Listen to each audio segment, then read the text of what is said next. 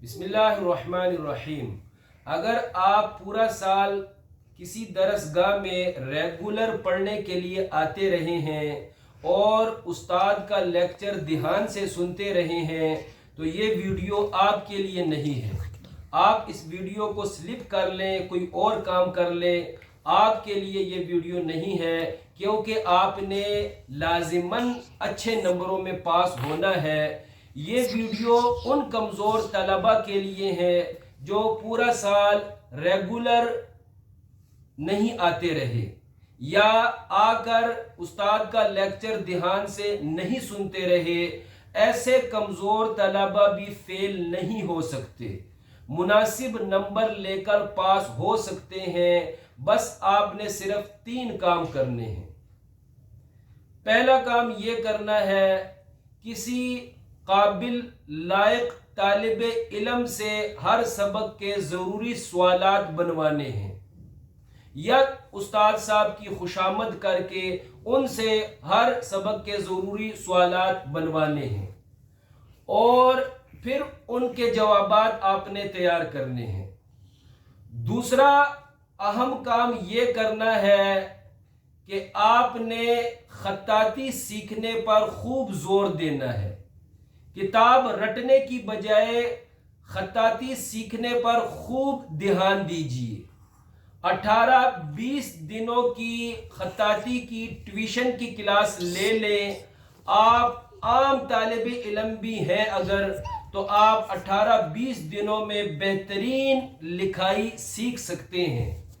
एक फितरी बात है, जब हम असातिज़ा किराम सालाना पर्चे चेक करते हैं तो अच्छी लिखाई वाला पर्चा जब हमारे सामने आता है तो पर्चा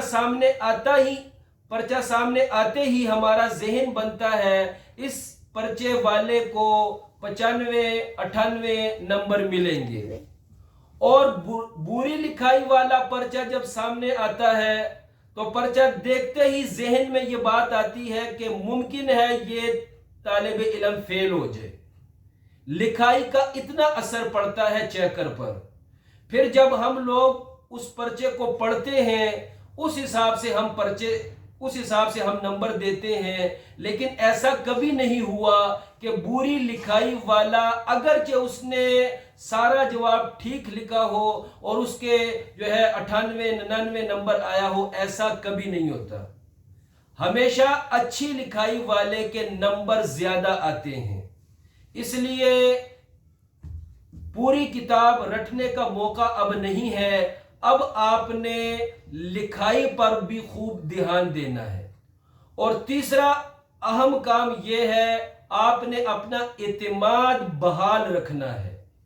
परेशान नहीं होना आपने, बिलखुसूस पर्चे वाले दिन आपने परेशान नहीं होना।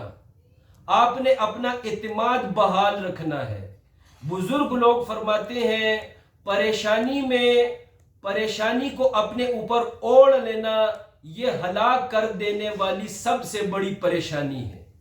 लिहाजा अभी से मुस्कुराने की आदत डालिए और मुस्कुराकर तैयारी कीजिए। अल्लाह करीम जरूर इंशाअल्लाह अज़्ज़ा व जल आपको पास करेगा। आप फेल नहीं होंगे, आप फेल नहीं हो सकते अगर इन 3 बातों पर आप अमल कर लें।